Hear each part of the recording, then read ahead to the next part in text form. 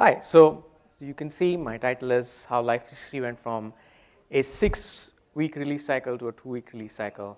The point is that we went about convincing the organization and everyone in the company that shipping faster actually improves quality of the product. And so I'm going to talk a little bit about that. Did some introductions. I don't need to spend some time on it. I know people are coming back from lunch. Here's a picture of the coffee. I don't have the actual coffee. So before I begin, I want to give you a little bit of context on what Life360 does and who in my mind can benefit from this talk. So as Manny mentioned, Life360, we write software that provides peace of mind to families, we make them feel safe together and in sync.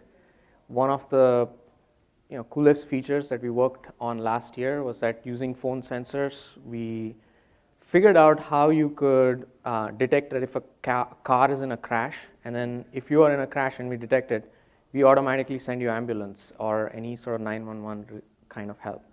And so I'm really excited to work at a company where it makes a big impact, and also you get to work on some really cutting edge technology. You're using smartphone sensors to do, you use accelerometers, gyros, and try and find out. And so obviously testing those things is also pretty fun. As to who could benefit from this talk, I found this chart as I was searching what are some of the common release cycles for big companies. And it turns out that most companies, 2 out of 3 companies actually ship slower than a month. And I feel like hopefully from this talk, you can pick out some tactics that we use to convince our management, to convince our engineers to see how we can ship faster. Going further more into like who can benefit, I hope you all, whether you're in a big company or in a small company, you can take some ideas out. But really, this talk is targeted towards a company that doesn't need a whole lot of process. You're not a small startup. If you're a small startup, you don't need a whole lot of process, so it's not targeting that. So we're somewhere in between. If I had to put a number on number of employees, I would say it's between, say, 25 to 500, where you found the market, you have some features that work, and you're trying to still innovate and try and find new ideas, and you want to continue to ship the product at a faster clip to get feedback from your users. In big companies, usually you have already figured out that thing. There's a lot of people who can help you out with, whether it's investment in automation or you have an entire team dedicated to engineering productivity. You might find less benefit from this talk, but just want to be clear about that. So as we went about figuring out how to release faster, we identified 3 ingredients to make that happen. And those 3 ingredients, in my view, are establishing a culture of quality, using tools and metrics, and improving the process. And the reason why it's in a form of this pyramid is because I feel the time, it takes the longest amount of time to actually change the culture in a company towards quality. It's also the foundation on which everything else rests. So, the more time and investment you put in the culture aspect of it, it pays you back multiple times in the end. So let's begin with the culture of quality and what we did to change from where we were. So before we talk about some of the insights that I want to share about, let's look at what it was like in 2015 when I joined Life360. So I'm not going to read all of these things, but I just want to take a round of raise your hand if you have either in a company today or in a company in the past you've experienced 1 or 2 of these problems or more. Great, so I see some hands.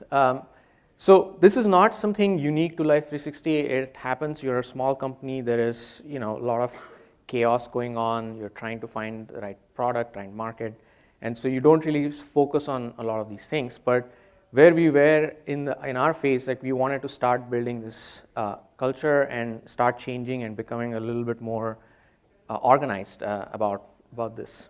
And so The first thing I did when I joined is like recognizing that as an engineering manager or any manager, your team is your product. So you have to design the interactions that happen between your team members. What sort of, what people do you have in the team? Because changing your culture in a company is really hard, and especially if you have been around for a while. You're not the founder. You're coming in externally. You have to try and figure out ways in which you can make quality something that everyone talks about. And so as a manager, you have to figure out what are those ingredients. So for me, it was recognizing that people can accelerate this change, and I had to find them inside the company, sometimes outside the company. Inside the company, they might not be in my team. They could be a product manager who's super excited about quality, or they might be a marketing person who's super excited about quality. But trying to find and identifying that talent is critical, because they can be your source of, they can be your allies as you try and change this, make this shift happen. And again, I don't mean to sound like when I joined, there was no culture of quality or anything like that. It's just that we wanted to convince people that you want to ship faster, and for that, people had to focus on quality. And every time we pitched or in the past when people had pitched like, can we go faster? The concerns were always around, hey, if you go faster and there's bugs, I'm worried about all that stuff. So there's all of this anxiety in the org. So the other insight that I had is that I wanted to link these efforts to the company values, or whatever statement of values that your company has. And so in our case, at Life360's case, we have 5 values: user experience excellence, taking big swings, being accountable, knowing our users, and be a good person. In your company as well, I mean, these values define your culture. 2 benefits out of tying these things is that a lot of these conversations, you can frame them as, hey, I'm doing this because I think it's going to improve our quality, and quality is one of the things that our company cares about. And so it helps frame that discussion from whether you want to talk to your executives or your managers or your peers. And I would assume that every company has one value or so about quality, because if it's not, then you probably have other problems and I can't solve them. So in our case, there's being accountable, user experience excellence. We had knowing our users. All of these, in some form or the other, talked about how shipping a high quality product actually helps the company succeed. And so trying to always keep that at the back of your mind as you're talking to people definitely helps improve. And there's not a whole lot of, it's not like everyone instantly gets it, but it's one tool that you can use to shape that conversation. The second question I went around asking when I joined is, who owns quality in the company? And as I mentioned, there's a tendency in the company at first where people would write some code and then they would throw it around, and there's a little bit of like, well, there's a QA team there, they can test that. And so we first went around, and one way to kind of identify who are your allies in quality is to really ask this question in the company. And for me, one of the things we did in the company is sort of publicly declared that our QA team is dead. I'm sorry to announce this. They all got hit by a bus. They're all dead. They are now called test engineering team. And there's only one QA team in the company left, and that's all of you. And you are free to take ownership of everything. And obviously that took a little bit of digesting for a lot of people, but this is why changing that culture of quality is hard, and it's an important thing that you need to work on, because there were some people who were not happy with this change. Like, oh, I've never worked in this world where this thing happens, and we parted ways with them. But it is a stand that you have to take if you want to make sure that quality becomes everyone's responsibility in the company. And it's it's been interesting to see what happens when everyone takes ownership of that mindset, which is that then they can make local decisions about lots of things around quality. Should I release this feature? Should I write this manual test? Should I test this manually, or should I write automation for this? Should I do something extra around quality? Should I close this bug? They don't need to come to you. It sort of becomes distributed, and people find a lot of autonomy in that. And our goal is to hire great people in the company, so then we want to have them take ownership and take that responsibility. And that's what I've learned, is that 99% of the time people end up making the right choice when they are taking ownership of that thing. So they will not ship something if they don't feel like the quality is very high, and then you don't need to fight anyone. Because one of the concerns you always hear is like, people always are defaulting to shipping something because they want to get their stuff out there, but there's a fine balance, and the more local these decisions are, I think it works better. The other thing I did, especially this is a very nifty trick that you work with product management, is that you reframe releases as opportunities. And as a startup, let's say you have 2 months of runway, how many releases can you do with a 6-week release cycle? And the answer is 18. And so you basically say you have 18 times that you can try something out. You're building a feature, you're owning a feature, you want to release it, you get 18 tries, that's it. And then after that, you might run out of money. If you don't find the right answer, you all have to find a new job.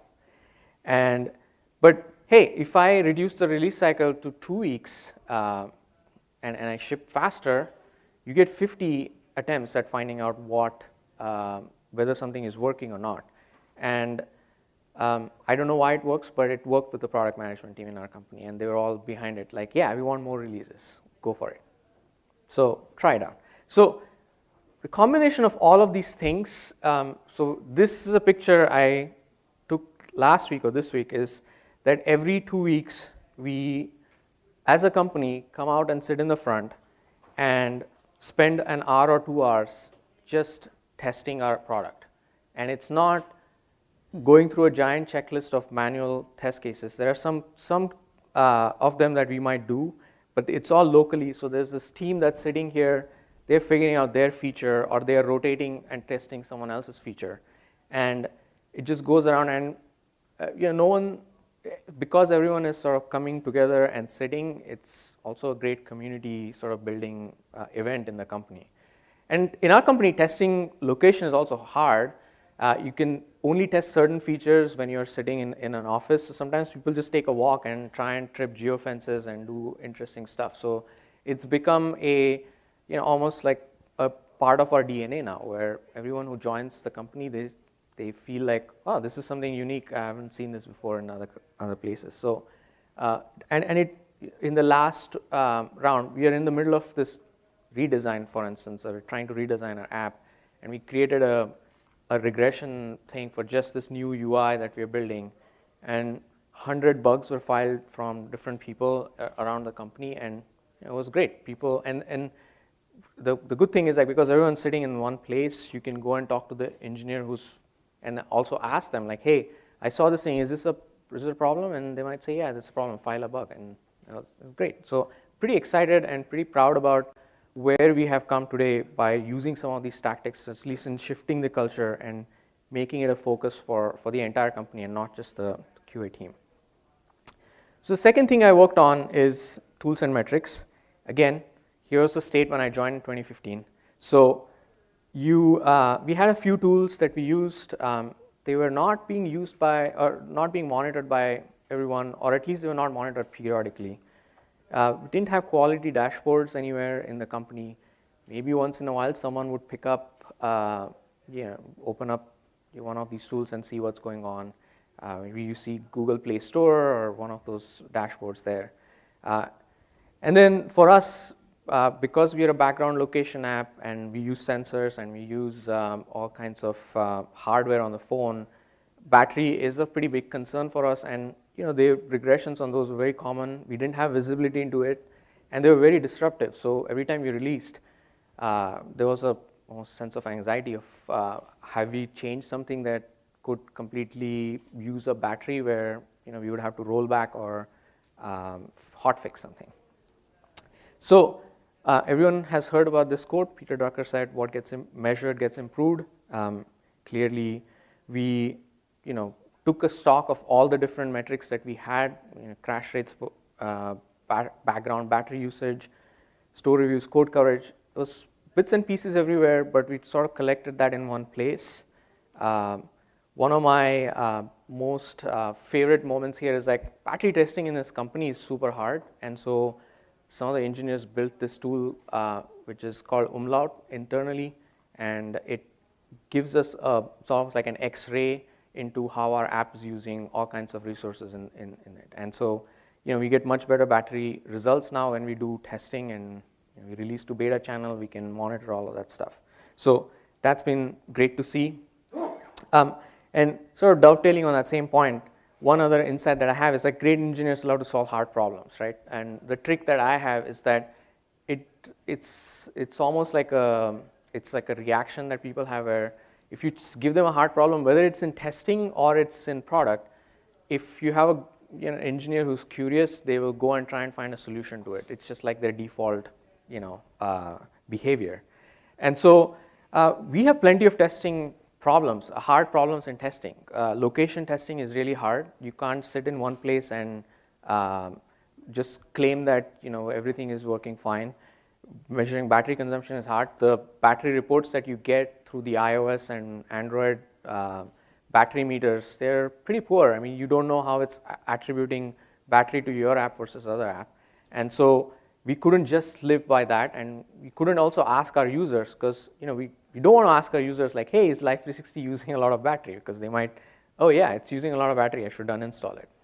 So also simulating car collisions without crashing cars is cool, because as an engineer, if you're writing code around trying to detect if you're in a crash, clearly you're not crashing the car, so you want to find ways in it. So we built mocking frameworks, and these are all hard and interesting. No one has done these things before, and so people get excited about that stuff. And it's not anymore a testing problem. It's just like, well, I own quality and I need to know how to test this thing. I don't want to drive around and crash cars, so I need to find some ways to simulate this thing. Like, I want to create a sensor framework, I want to replay these logs, and I want to be able to see if it detects the crash every single time. And so that's been great to use as a tactic to motivate the engineers in the company, and these metrics sort of help them guide and make these decisions.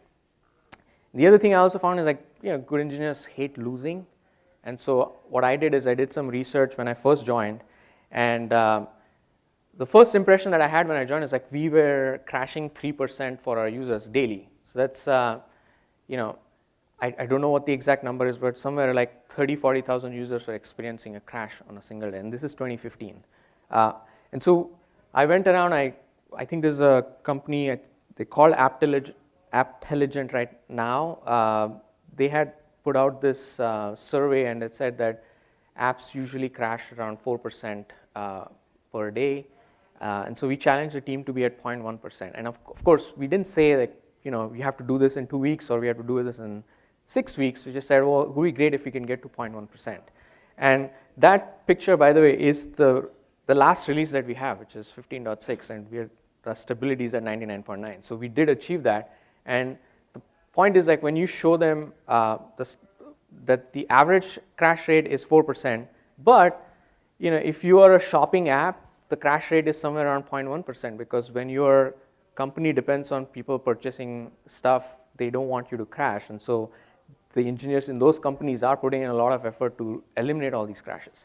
And so, we challenged our engineers, and they've clearly stepped up to the plate and achieved what we had set out as our original goal. And the cool thing about this was also that, again, going back to why that culture thing is important, because I've heard in many other companies where you want to fix a crash or do you want to work on a new feature? And these constant, conversations would happen in other companies that I've been at. But in our company, we have basically said that we want to be at 0.1%. So the engineer doesn't even have, it's a matter of pride now, which is like, we've set a bar at 0.1%. If it goes to 0.4%, people are not even asking the product managers, hey, should I fix this thing or should I work on your feature? They make those local decisions and like, no, I need to fix this thing because they've tasted that success now at this point. And so that's been great to watch as well.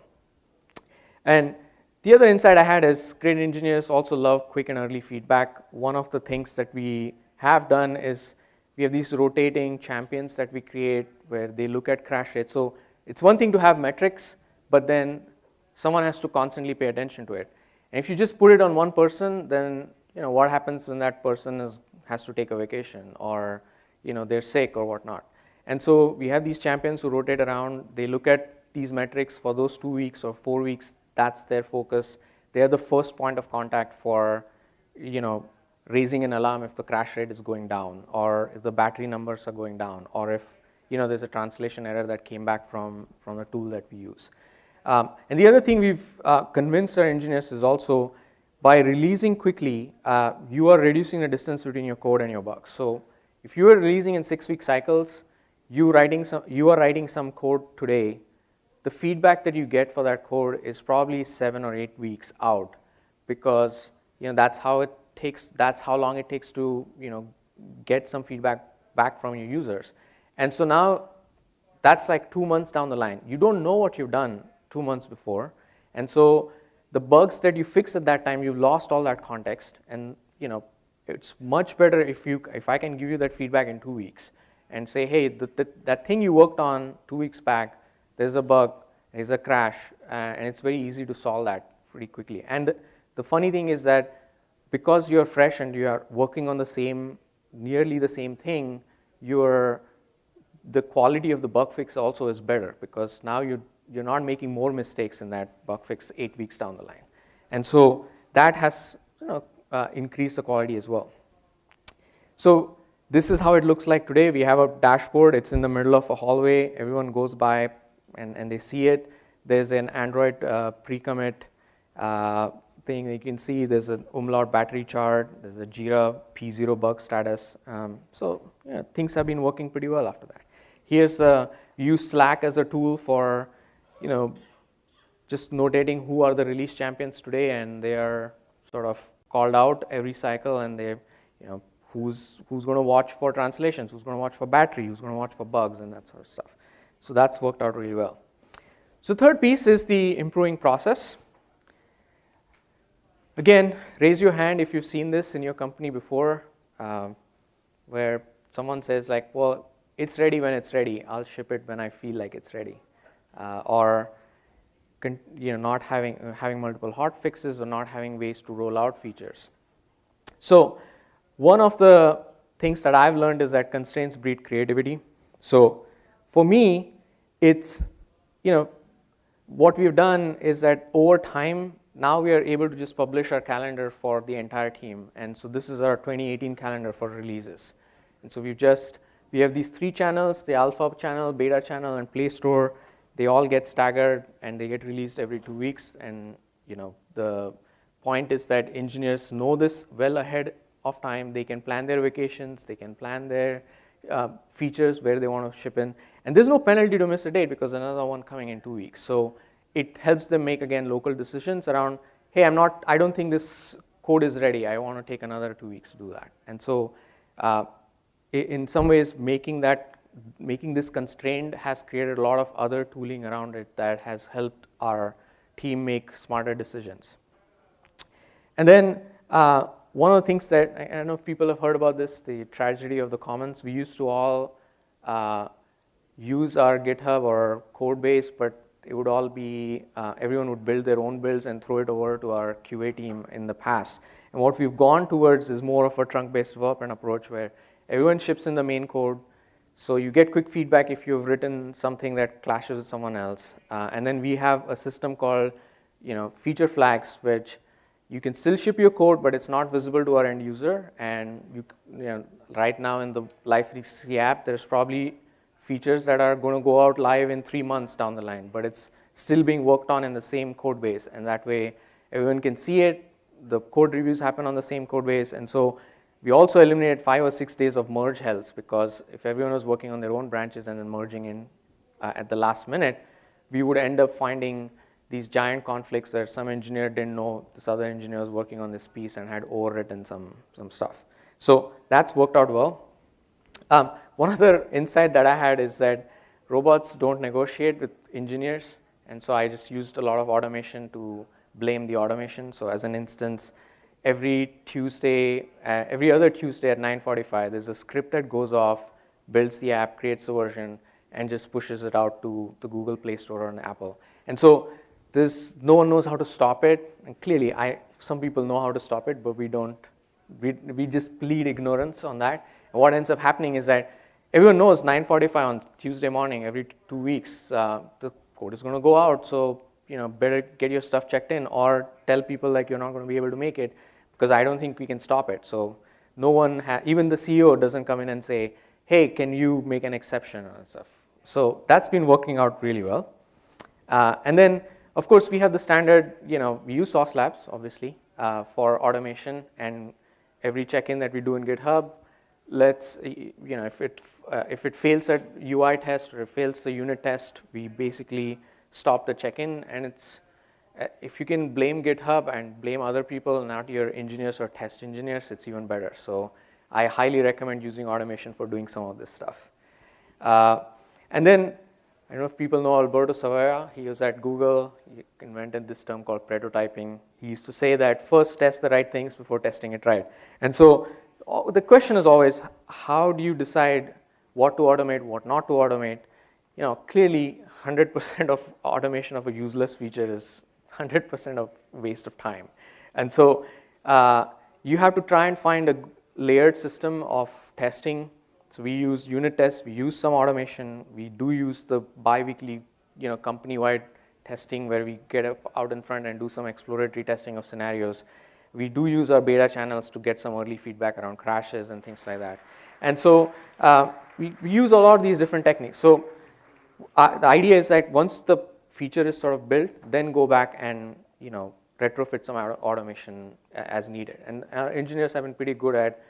Someone keeps track of like how many tests have we been adding over time, and usually if that number is staying stable or going down, then we'll take some action and go ahead and fix that. So this is the state of process. Another picture for it, which is we have these automatic 2-week checklists that come out. I don't know if you can see it on the top. This is like a formula. So you enter the first date, which is 2/13, and it sort of computes everything that needs to happen in that checklist based on +1, +2, X days after that this needs to happen. And it's a very low cost tool, but it's been surprisingly effective. It's just a checklist, and someone manages that in our daily or a weekly stand-up that we have, and someone goes in and says, this is all complete, and this is Google Sheets. So just to frame all of the three things, right? Give you a time frame of how these whole things happen. So I joined Life360 in May of 2015.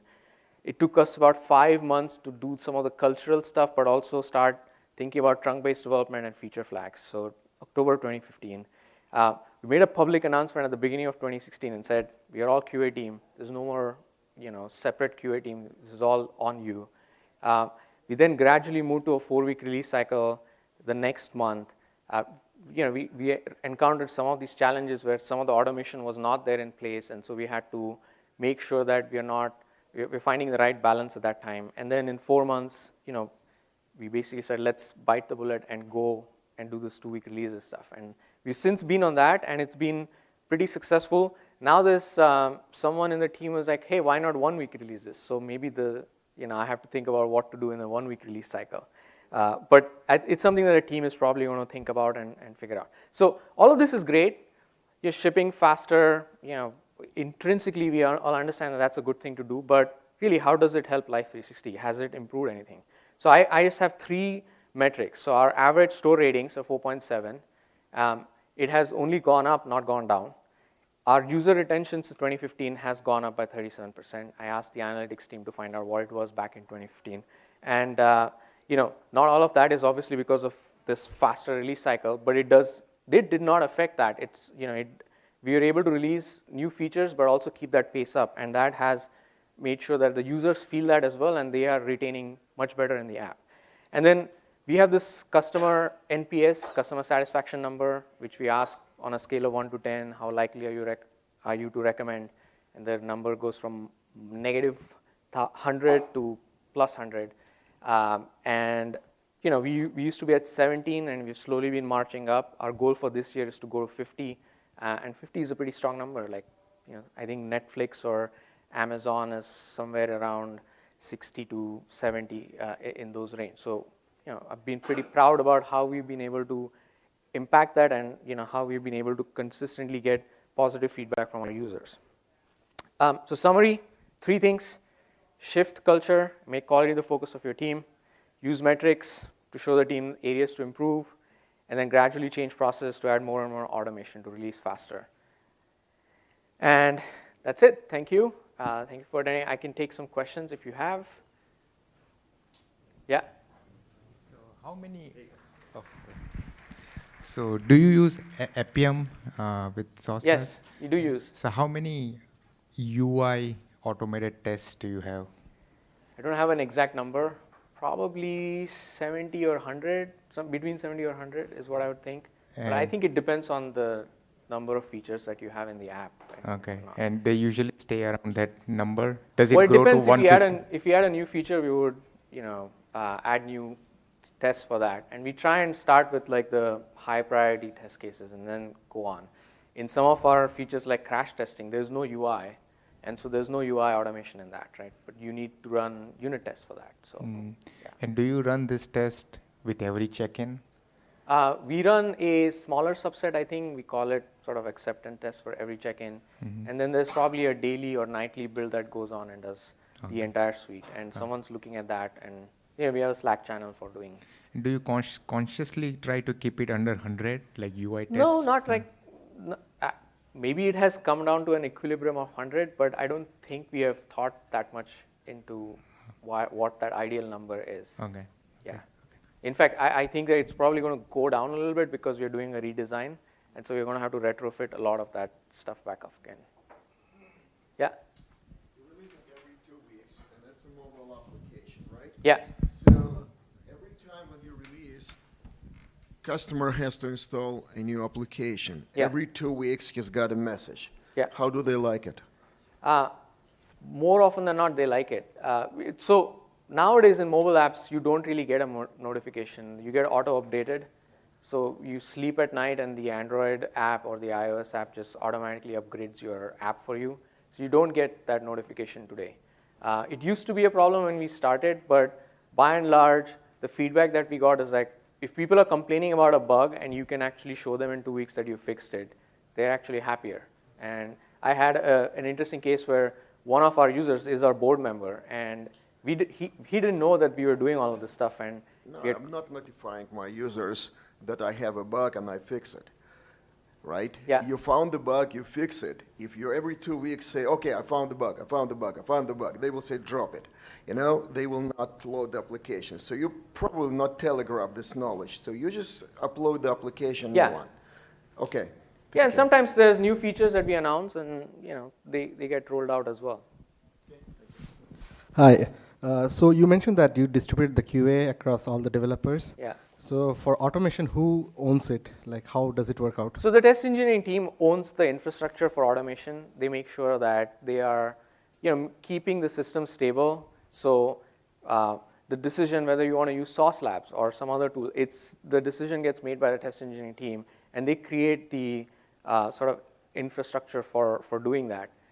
But the actual writing of tests and running it and investigating it gets spread out to the entire team. And it's not just the QA team that's looking at the results of the test and whatnot. Yeah. My next question is, like, when you do a 2-week release cycle, it's like a pretty fixed window.